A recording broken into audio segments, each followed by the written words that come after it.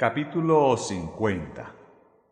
Los cristianos en todo el mundo llegan a ser uno en Cristo. La mayor parte de los consejos que aparecen en este capítulo fueron presentados por Elena G. de White en una asamblea en la que se habían reunido obreros de varios países con idiomas y costumbres diferentes. Algunos de estos obreros habían razonado erróneamente en el sentido de que los consejos que el Señor había dado a su pueblo por medio de Elena G. de White estaban destinados solo a los compatriotas de ella, los fideicomisarios del patrimonio White.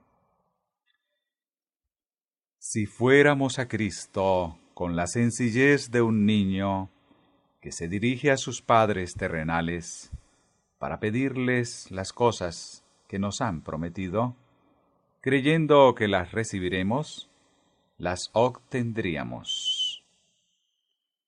Si todos hubiéramos ejercitado la fe como debiéramos haberlo hecho, habríamos recibido en nuestras asambleas una mayor medida del Espíritu de Dios. Me alegro de que aún nos quedan algunos días antes de finalizar estas reuniones.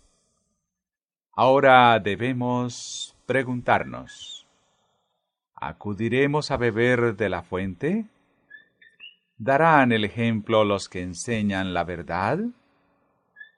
Dios hará grandes cosas por nosotros si con fe aceptamos su palabra al pie de la letra. Ojalá viéramos aquí a todos los corazones humillándose delante de Dios. Desde el principio de estas reuniones se me ha instado a espaciarme mucho en el amor y la fe. Ello se debe a que necesitáis este testimonio. Algunos de los que han entrado en estos campos misioneros han dicho: no comprendéis al pueblo francés, no comprendéis a los alemanes. Hay que tratarlos de esta o aquella manera. Pero, pregunto, ¿acaso Dios no los entiende? ¿No es Él quien da a sus siervos un mensaje para la gente? Él sabe exactamente lo que cada cual necesita. Y si el mensaje viene directamente de Él, por intermedio de sus siervos, cumplirá la obra que motiva su envío. Todos serán unificados en Cristo. Aun cuando algunos sean categóricamente franceses, y otros decididamente alemanes, y otros profundamente norteamericanos, todos llegarán a ser tan categóricamente semejantes a Cristo. El templo judío fue construido con piedras labradas que se sacaron de las montañas, y cada piedra era preparada para su lugar en el templo, labrada a escuadra, pulida y probada antes de ser transportada a Jerusalén.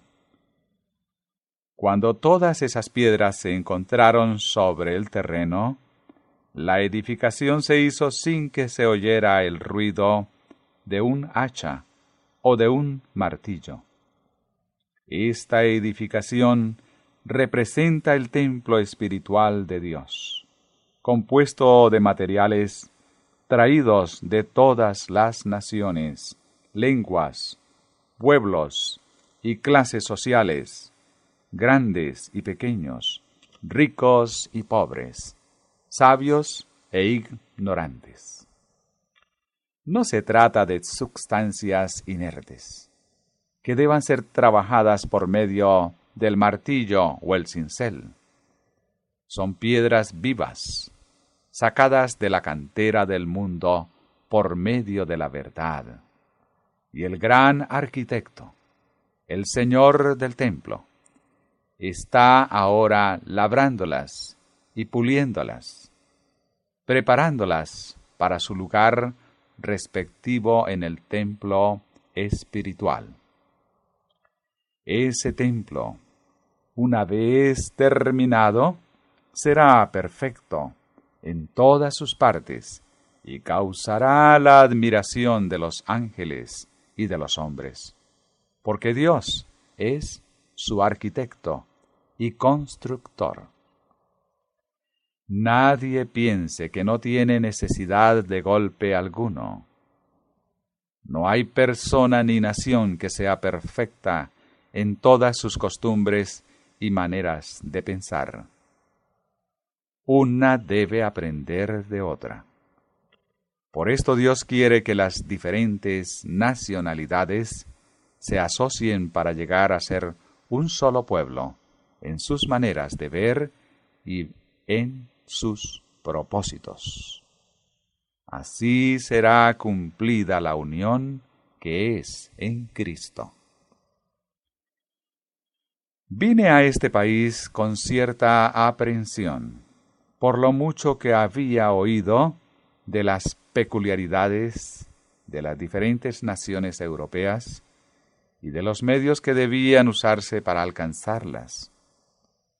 Pero la sabiduría divina es prometida a los que sienten su necesidad de ella y la piden.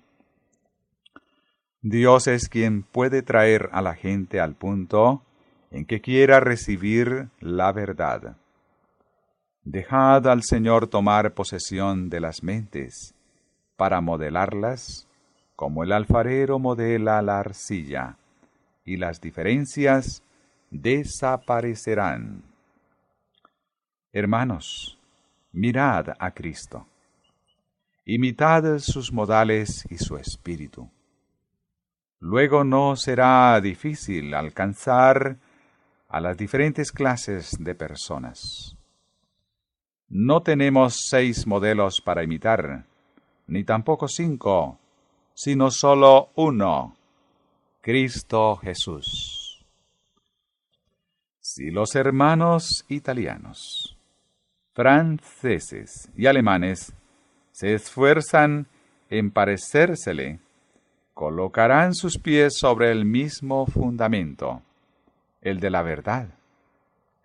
El mismo espíritu que anima al uno, animará también al otro.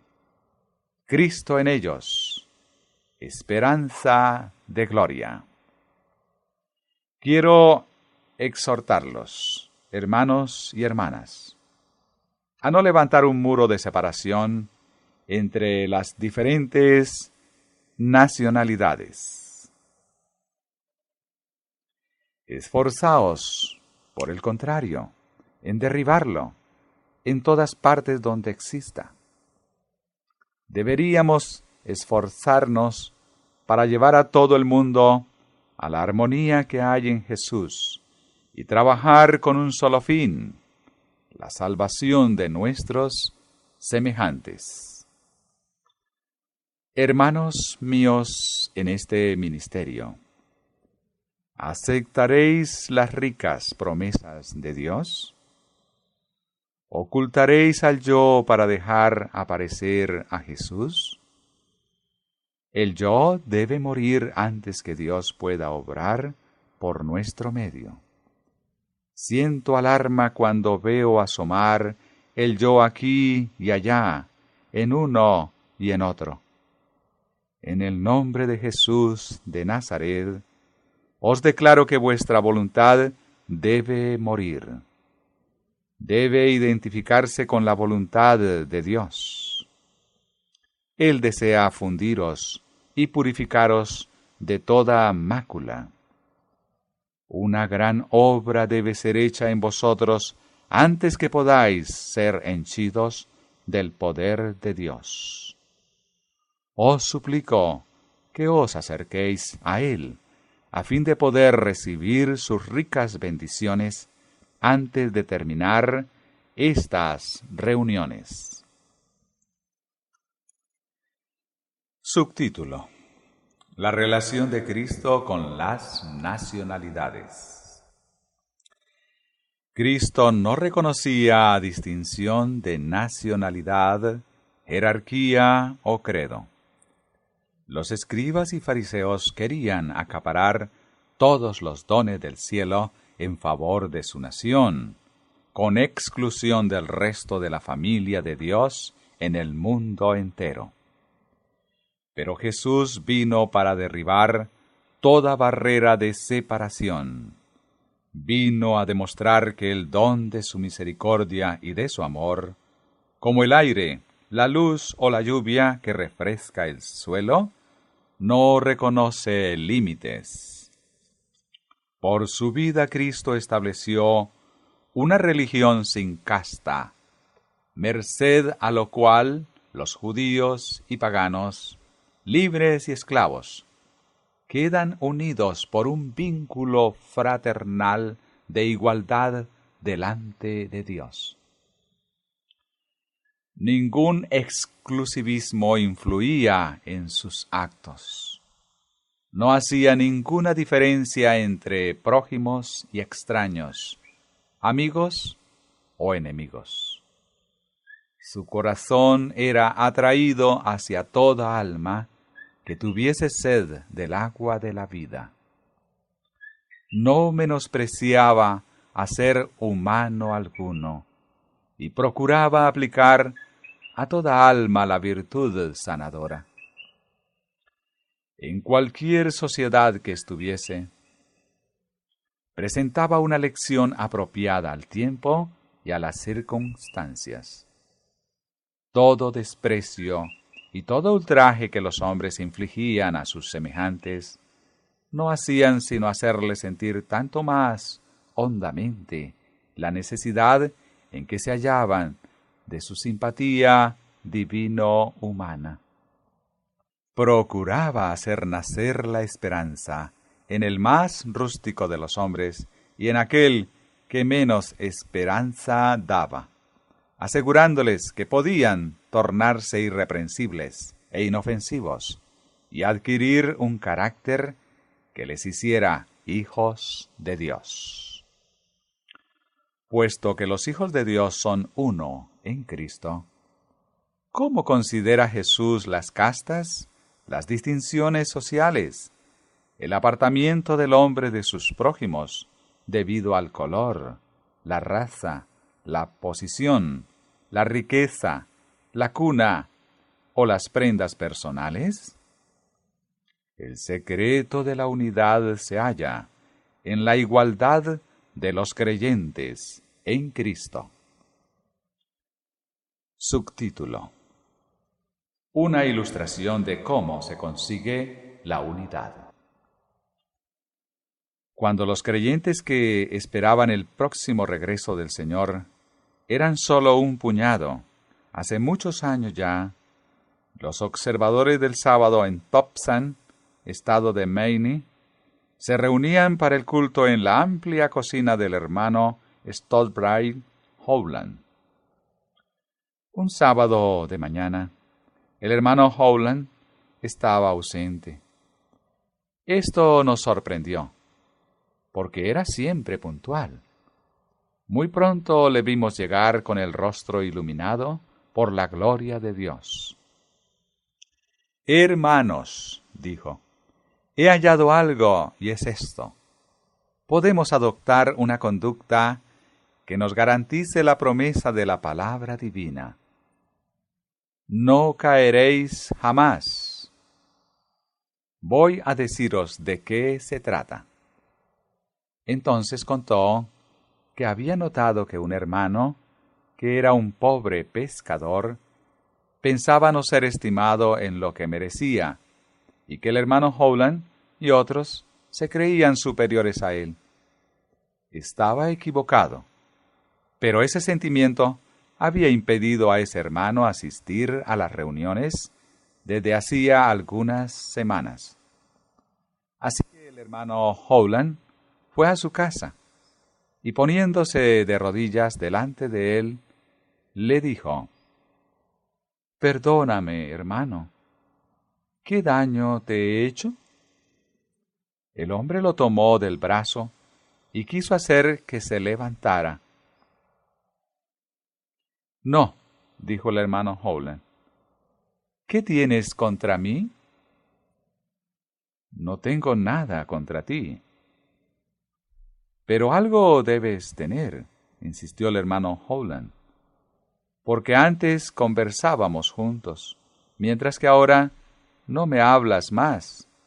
Quiero saber lo que pasa. Levántate, hermano Howland, repitió el hombre. No, hermano, no me levantaré. Entonces me toca a mí ponerme de rodillas, dijo. Y cayendo de rodillas, el pescador le confesó cuán niño había sido y a cuántos malos pensamientos se había entregado. Ahora, añadió, voy a apartar de mí todo esto. Al contar esta historia, el hermano Howland tenía el rostro iluminado por la gloria de Dios. Apenas había terminado su relato, cuando el pescador llegó con su familia y tuvimos una excelente reunión. Supongamos ahora que algunos de entre nosotros siguiesen el ejemplo dado por el hermano Howland.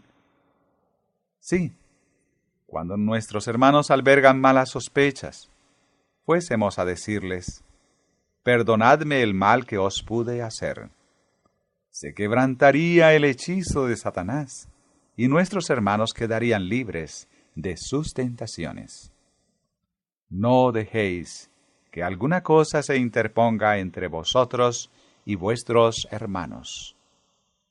Si hay algo que podáis hacer para disipar las sospechas, aun al precio de un sacrificio, no vaciléis en hacerlo. Dios quiere que nos amemos unos a otros como hermanos. Él quiere que seamos compasivos y amables. Quiere que cada uno se habitúe a pensar que sus hermanos le aman y que Jesús le ama. El amor engendra amor. ¿Esperamos ver a nuestros hermanos en el cielo? Si podemos vivir con ellos aquí y en paz y armonía, entonces podremos hacerlo también allá arriba. Pero, ¿cómo habríamos de vivir con ellos en el cielo si no podemos hacerlo aquí sin rencillas y disputas continuas? Los que siguen una conducta que tiende a separarlos de sus hermanos y provocan discordia y disensión, necesitan una conversión radical. Es necesario que nuestros corazones sean enternecidos y subyugados por el amor de Cristo. Debemos cultivar el amor que Él manifestara al morir en la cruz del Calvario. Debemos allegarnos siempre más al Salvador. Debemos orar más y aprender a ejercitar nuestra fe. Necesitamos más benignidad, compasión y bondad. Pasamos solo una vez por este mundo. ¿No nos esforzaremos por dejar impreso el sello de Jesús sobre las personas con quienes vivimos? Nuestros duros corazones deben ser quebrantados.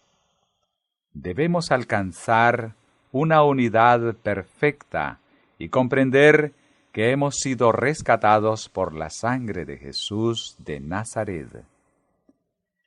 Diga cada cual para sí: Él dio su vida por mí y quiere que, mientras paso por el mundo, yo revele el amor manifestado por Él al entregarse por mí. Cristo llevó nuestros pecados en su cuerpo sobre la cruz, para que Dios, permaneciendo justo, pudiese ser el que justifica a los que creen en Él. La vida eterna está reservada para cuantos se entregan al Salvador.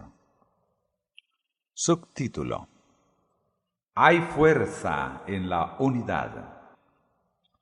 Trabajad con ardor en favor de la unión. Orad, trabajad para obtenerla. Ella os traerá salud espiritual, pensamientos elevados, nobleza de carácter, el ánimo celestial, y os permitirá vencer el egoísmo y las suspicacias, y ser más que vencedores por aquel que os amó, y se dio a sí mismo por vosotros. Crucificad al yo. Considerad a los demás más excelentes que vosotros mismos, y así realizaréis la unión con Cristo. Ante el universo celestial, ante la Iglesia y el mundo, daréis la prueba indiscutible de que sois hijos de Dios. Dios será glorificado por el ejemplo que deis.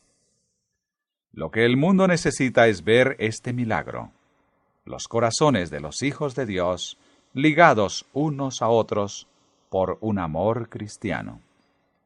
Necesita verlos sentados juntos en Cristo, en las alturas celestiales. ¿No queréis mostrar por vuestra vida lo que puede la verdad divina en quien aman y sirven al Señor? Él conoce lo que podéis llegar a ser y sabe cuánto puede hacer su gracia en vuestro favor, si queréis llegar a ser participantes de la naturaleza divina.